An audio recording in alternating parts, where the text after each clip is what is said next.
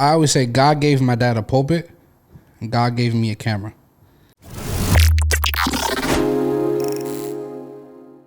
Oh, like the earwax. Yeah, let's talk about earwax. Please, because why not? You know how many people love talking about just stuff like that? Just this earwax. Is like what I'm seriously curious, and I don't know if you gave me a straight answer. Did you? I think it's gooey. Now that I think about it, your earwax is gooey. Yeah, I'll check tonight. I'll send you a text. Hey, it's gooey. Well, we were talking about it. V, what was yours? Yours was dry. Dry. Ashley's. Ashley, are you dry or gooey? Let's find out. Let's check right now. Let's go get some Q-tips. Get a piece of tissue right there. Just do it. No.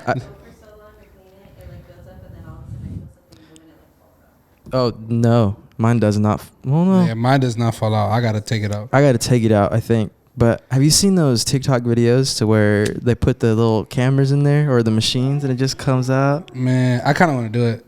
Well, we've been wanting to get a little camera to put down our ears. I want to do the nose thing. For my dad? The nose. The pour? Yeah, because I have. We want to do that too. I have a lot of tissue backed up in here because of boxing. Oh, like so cartilage. Every summer year. I was like, why are you forcing so much tissue up there then? No. I don't know. They said, because, so every few years I got to get taken out. Yeah. I haven't gotten this since I moved over here. So it's been moved back. It's been a few months, but it's been like a few years. I think before me and Ashley got married, I got it. And I have to probably get it done again. Cause boy, I can't even breathe, man. I can never breathe. That's Ashley. I can never freaking breathe out of my nose. That's really bad. It's California too. The valley's horrible. I take a good little allergy pill, and Ashley's my nightly routine. She hates it. It's 2 pills, and then the nasal spray. But I do it like 3 times each, and then I blow my nose and then do it again. And she's like, "Come on, eyelids asleep." I don't care. I gotta That's the breathe. valley. That's the valley for you. And the Bay Area wasn't as bad. Nah, cleaner. A little bit, I guess, but that's how it was when I went to Colorado. Yeah. I was like, you can breathe here. What is this? We went to Puerto Rico. I was like, what is this like? I was like, I can stand and sweat and do nothing. Like, I say the humidity was ridiculous. She said, "Oh, it's not bad, babe. It's only gonna be 75." Okay, wait till you go outside. But it's humid. She goes outside. Oh my god, babe. Did your lens like fog up at all? It did. Yeah. All the time. So I always had to I had like a little rag. Keep wiping it down. That I wiped it, and then obviously my glasses would fog up a lot. Oh shoot. Because you go into like a mall or a store and it's really cold. Yeah. Go outside and just firework. See? Firework went off at the same time outside. Perfect timing. That's crazy. So what are we talking about today?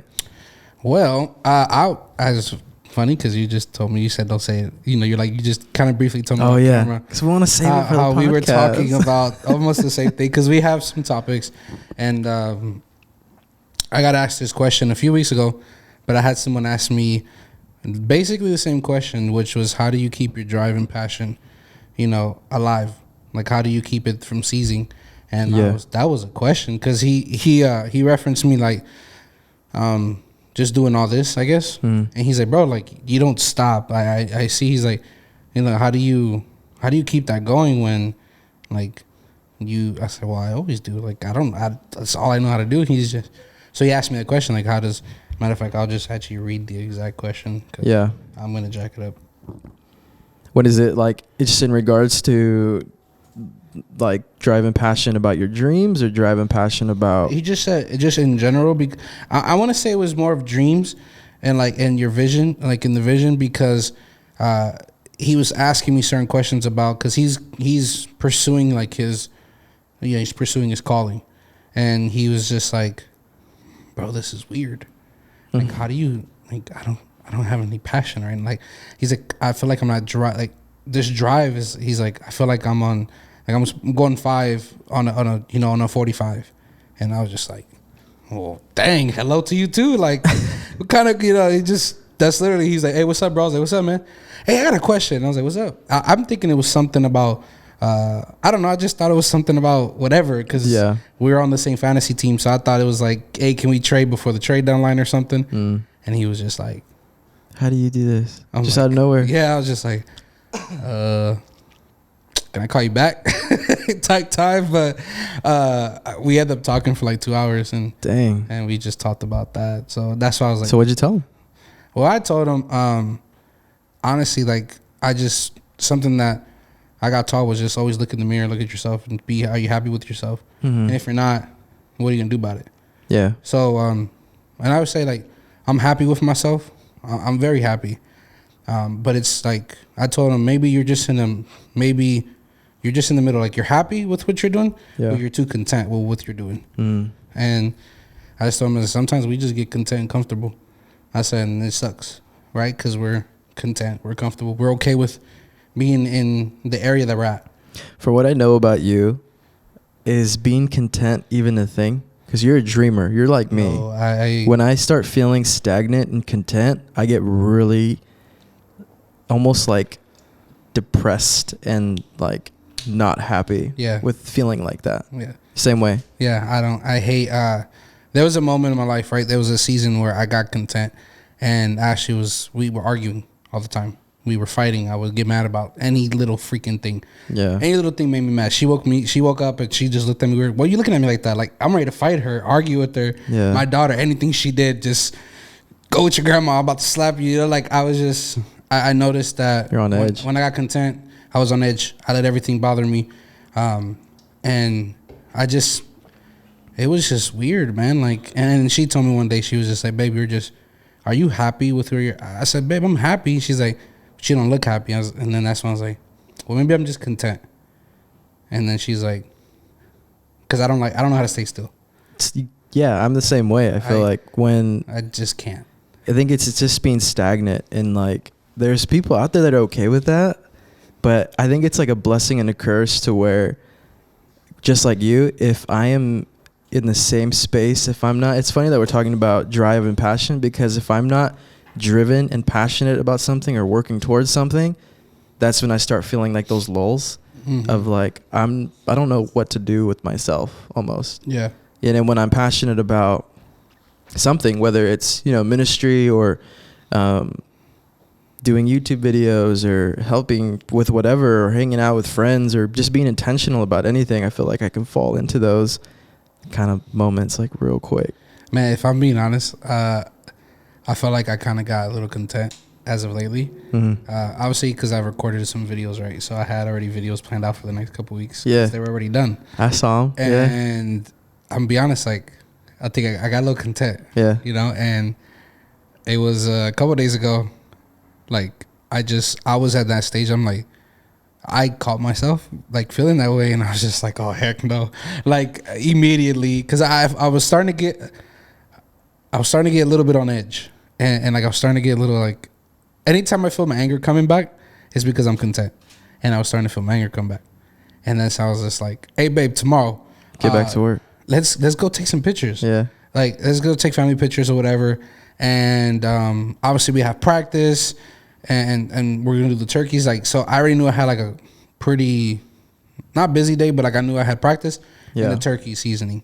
So I was like, well, let me add something else.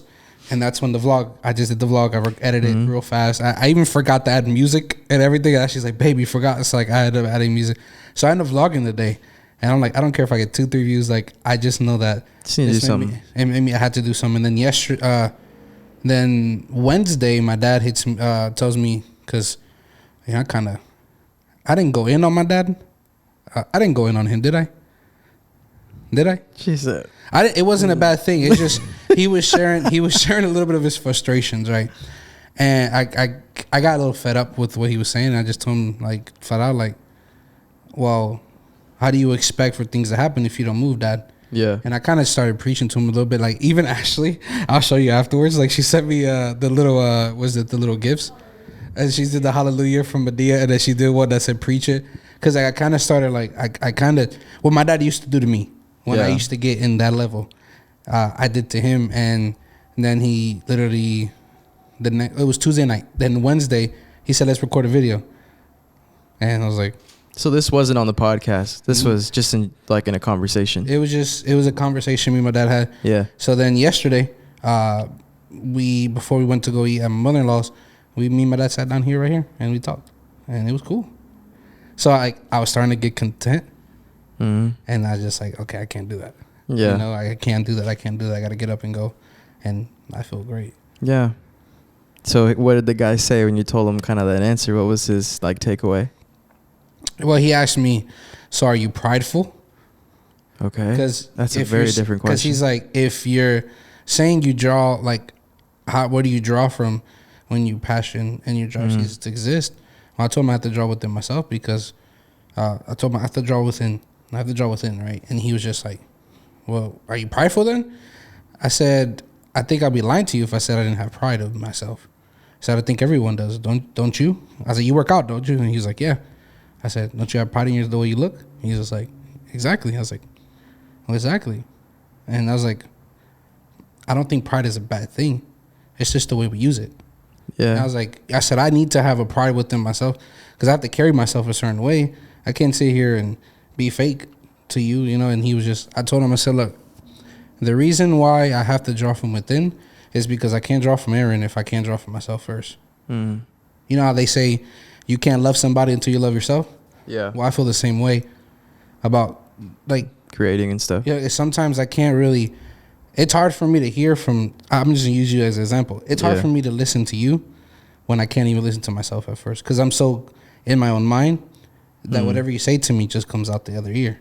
I feel like I'm only like that, like with my parents. But when I hear the exact same message from someone else, I feel like I don't know why it hits so much harder. You're right. I get that, but I think it was just like about me getting up and going. Yeah. Getting up and not letting, things get in my way to the point where I can't move. It's like no one else can motivate you but you. Exactly. Yeah. That's exactly what it is.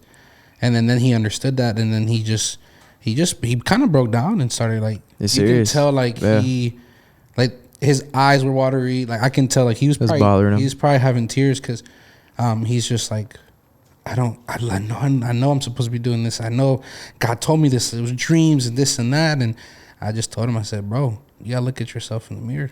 Check within your own heart. Check what's wrong with you. Check if there's something at a moment where at one moment this got you to this place. I said, you have to look back within. I said, and share it with others. Don't be afraid. Don't be afraid. I said, when I don't feel something, I'm not afraid to tell somebody. Yeah. That's good, bro. Yeah, I mean, I think it's easy. I think you hit that right on because, yeah, I know what you mean by no one can speak anything into you if you're not willing to do it. Like, you see, even when thinking about working out, like, if V tries to force me or tries to tell me or, like, no, you're going to go work out because she knows that I want to. But if it doesn't come with my own motivation to do it for myself, like, it just doesn't happen.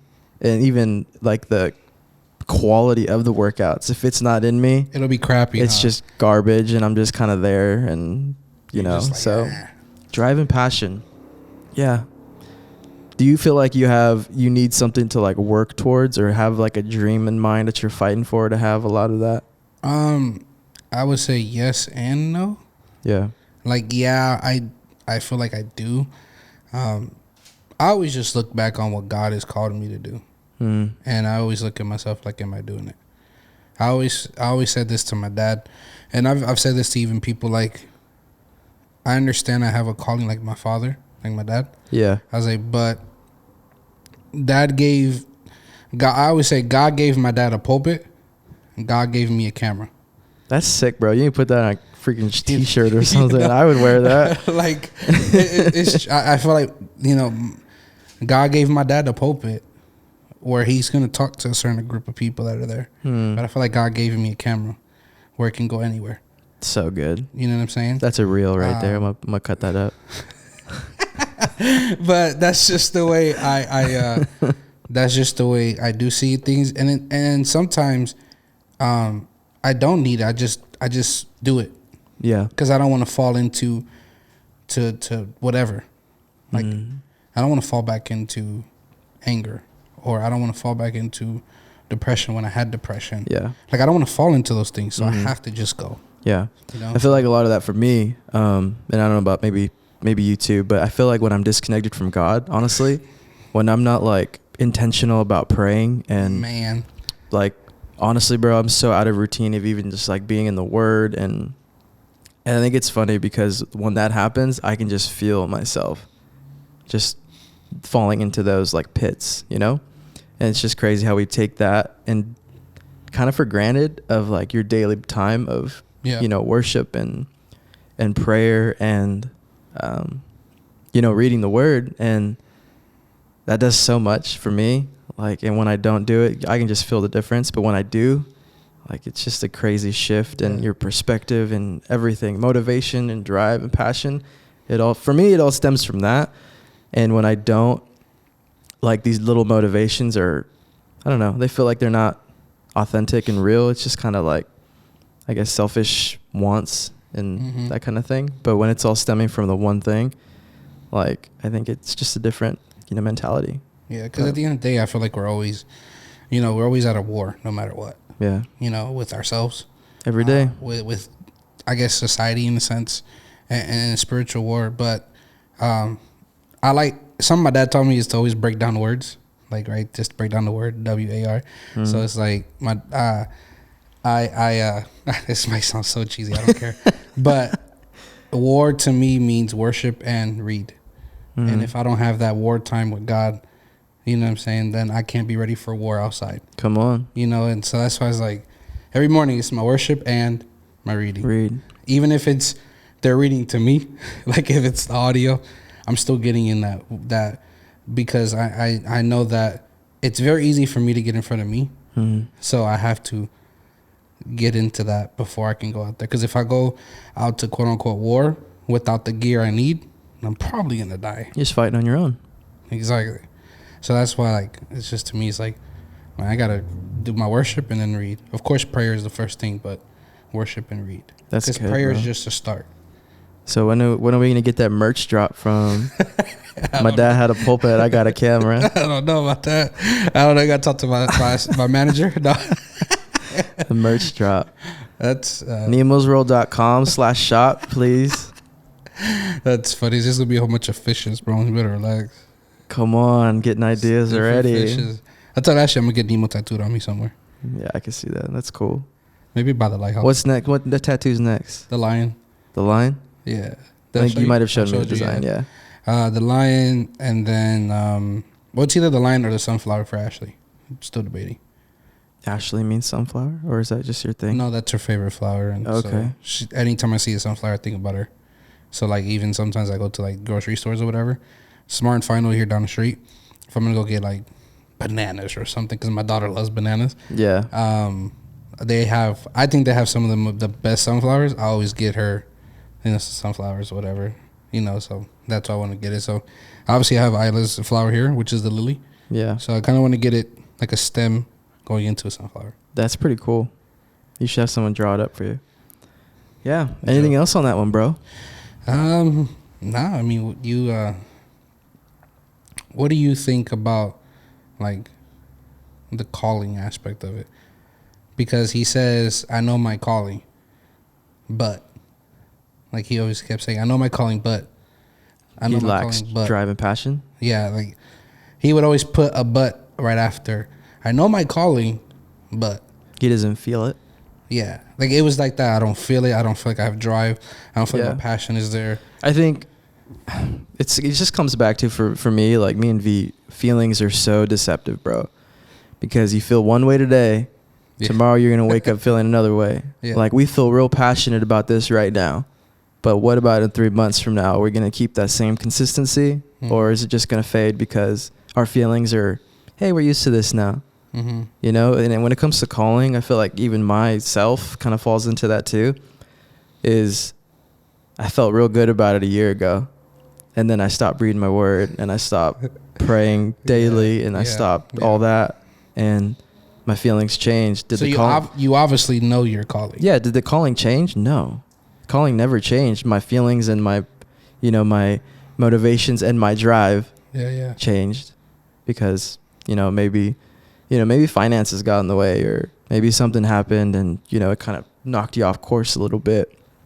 Maybe the pandemic happened, and I don't think, like I said, bro, like I feel like exactly what you said, your dad had a pulpit, you got a camera. And I feel like for me, it's a lot of the same thing with, it's morphed over the last 2 years of, the shift, and then trying to like figure it out. And it was always the same kind of idea of, well, hey, everyday saints. And then, maybe it's just doing life, and we're just different about it though. Yeah. Like me and you, we're doing life, and we're living out this calling of not from a pulpit necessarily, but on camera.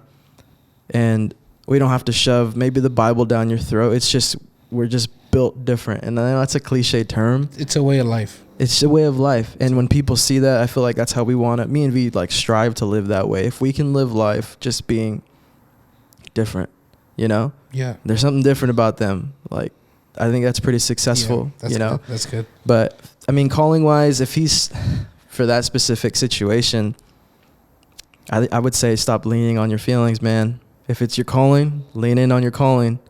No matter how you feel today or tomorrow, if God has called you and that's what you feel, or that's what, you know, God has told you, just keep going. Just keep swimming, honey Mo. That's good right there. Just keep swimming. That's another shirt I can make. Jeez. Yeah, You're just throwing them just out keep there, swimming with like little hands or something. Little fish heads. Yeah. Little fins. Little fins. Well, Nemo had a little one, so you know, he's out. Just frank. Oh shoot, that's good, bro. That's a cool.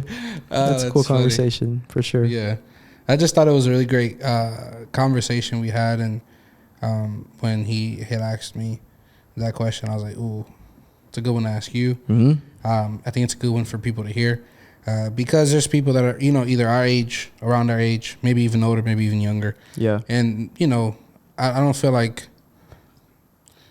I don't know, some people may know their calling, some people may not. Yeah. Some people are living in their calling, but they've gotten content in their calling, you know, and they're like stuck. Don't let those feelings get in the way. You know? Yeah. I think the last few years, man, I think COVID really, the pandemic, I think really gave me a drive. But then when I got COVID, that gave me a different drive. Because I feel like stop waiting. I feel like I was, yeah, it was exactly what it was. I almost experienced like death. You know what I'm saying? And at least I felt like I did because of my breathing. I mean, you're taking away my breath. I can't imagine, dude. You're taking away my breath, you know? And I think that by me feeling like I almost lost it, and then my grandmother, me going to see my grandmother, well, 3 weeks after I was home, well, a couple weeks after I was home, right? That also was like, okay, Nemo, there's no more excuses. What are you gonna do? Like, why are you waiting, bro? Yeah, that's Stop. That's like God's like, hello, do I need to give you another sign? Because the other sign might not be good. And that's when I was like, all right, God, I hear you. Yeah. All right, I'm done. That's good. You know, it's like, all right, let me just walk in the door and let me go do what I gotta do. And that's where I'm at. Get to work. So, yes, sir. Grace Studios. No, Don't take the pedal off. No, it's just a start. To the floor, bro. It's been 2 months. And I'm seeing some good things coming. Keep leaning in. So, yes, sir. Is that it? Is that the end? I think that was a good spot. That's a nice little sweet spot right there. Yeah, before our camera shut off again. Shoot. Thank you guys for watching. Hope you guys enjoyed that conversation. I know Nemo wrote it down on our collective notes, so I thought that was a cool thing to talk about, kind of in the season that we're both into. So yeah, thank you guys for watching. If you're still here, drop a like, hit that subscribe button. What you doing, bruh? Come on, and we'll see you in the next one. Peace. Dos vemos.